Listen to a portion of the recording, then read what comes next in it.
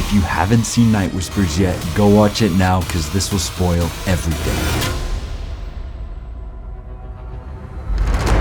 My name is Ethan Hunt, I'm the writer and director for Night Whispers, and this is a behind the scenes look into how it was made. When coming up with these ideas for these little short projects, I find it best to look at what you have and then create the story around that. Night Whispers was built around a shed I had in my backyard, and at night I thought it could be kind of creepy. When writing the script, I also wanted to work inside the bounds of what I thought I was capable of pulling off. So I didn't want to write in a crazy VFX shot that I had no experience in doing, or incorporate this crazy location that I didn't have access to. And I find that these constraints and these limitations really work well at defining the identity of the film. A lot of people ask me if I prefer to make these projects alone, and the answer is absolutely not. Collaborating with people and working as a team is just magical. Everyone brings their own ideas to the table and the film just ends up being better. But if you're like me and you don't live in LA and you don't have a dozen actor friends waiting to spend 2 months worth of long nights filming, there are a couple things that I've picked up along the way that have allowed me to still be able to tell these stories. For Night Whispers especially, I put most of my emphasis on pre-production. For normal film, pre-production might look like writing a script, storyboarding, and shot listing. But for Night Whispers, I wanted to put all of cinematography into pre-production as well. In essence, the film was actually shot 2 times, once during a test shoot and then once for the final product. During the test shoot, I would stand in, then light the scene, and keep making adjustments to the lighting until I thought the shot looked good. And I would do that for each angle until I had essentially had the film shot.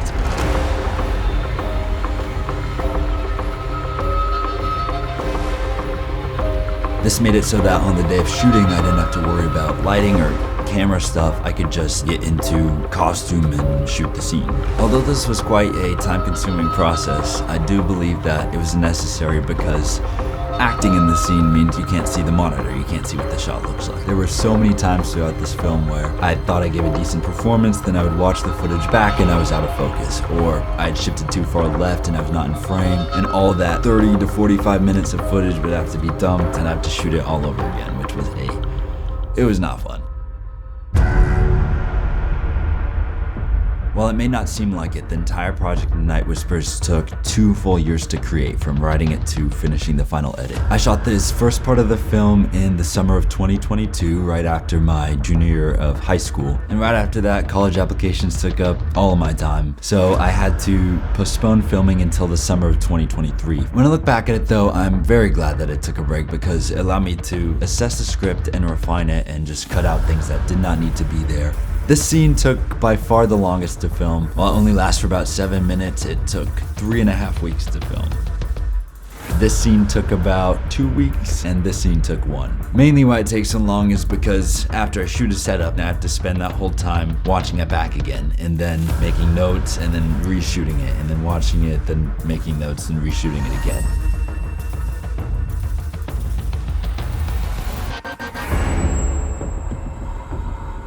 There's a pretty negative sentiment around jump scares in horror movies these days. I get it, but I think they have their place. What I don't like is when movies just have a jump scare out of nowhere. There's no suspenseful buildup, there's no tension, they just want to get you for a jolt. However, I do believe that if jump scares are done in the right way, that they're a good way to end a long period of tension. The idea for the entity suddenly appearing behind the glass pane is one of the earliest ideas I had for this project. But audiences are smart and they're gonna know that it's coming, especially when you have an entity only seen behind glass and the protagonist is standing in front of a dark hallway raising the glass pane up and down. So having the entity appear from behind later I thought would be a little more surprising and also scarier because of how close they are together. However, because of the weird nature of the shot where the entity and the protagonist have to be lined up along this weird angle, I thought audiences would be a little bit thrown off by that. And if they're thrown off, they might be expecting something. So because of that, I decided to introduce this angle about 20 seconds before so that they'd be thrown off then, and then the second time they may not be as suspecting that something would come up. And then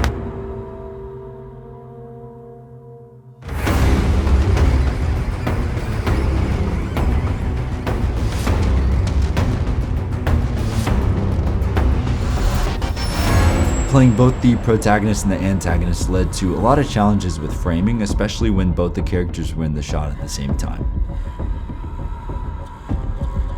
cannot tell you how many times this shot had to be reshot just so that the antagonist's face could appear in the exact center of the frame. To help keep me focused in frame right, I used this app from Panasonic which connected my camera to my phone, so I could use my phone as an external monitor and control the whole camera from there.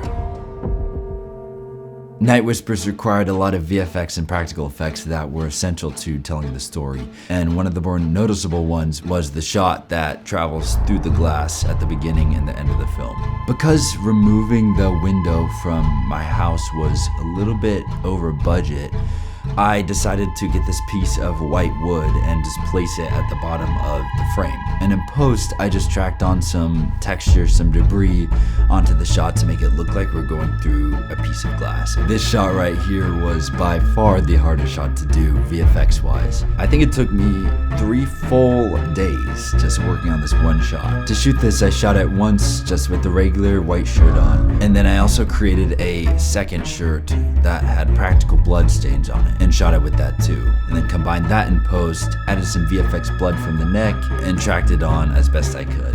The white eyes that are seen throughout the film were by far the easiest piece of VFX. It's literally just me after every take turning my eyes to the left and turning my eyes to the right, and then combining the two sides in post. Sometimes if my head was rotating 3-dimensionally, I would have to capture the way the eyes would look as the light was changing, but most of the times it was very simple.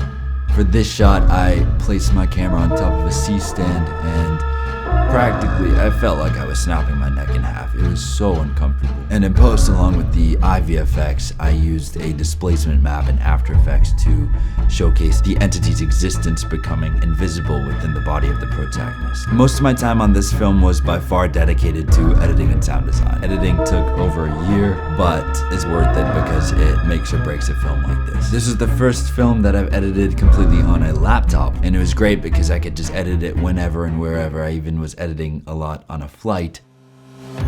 So that's a quick behind the scenes look at Night Whispers. I hope you guys enjoyed it. About 4 years ago, I was sitting at home during the pandemic and I had these stories and these films that I wanted to make. But obviously because we were in quarantine, I didn't have access to crew or actors or anything. And everyone always says that you can't make a film alone, that you need to build a crew before you can start telling these stories. And while it's very true that when you work with other people, when you collaborate, the film will just turn out better, it is not impossible to do it all yourself. Because while it's a ton of work and it's just a lot to keep track of, mentally mostly, you are in charge of that script and you are in charge of making that script a reality. So if you have that idea that you're just putting aside because I need a better editor for this, I need a better DP for this, if you don't have access to all the resources, if you don't have access to people who are willing to dedicate themselves to your idea, just go out, pick up your camera and film it yourself. Star in it. You may not be the best actor, but at least the film will get done, and that's all that matters. So thank you so much for watching this video. If you have any other questions, please feel free to ask them down in the comments below. I'm also very excited to announce right here that I do have another short film that is currently in post-production that will be coming out next year in 2025, so make sure you stay tuned for that. But for now, thank you so much for watching.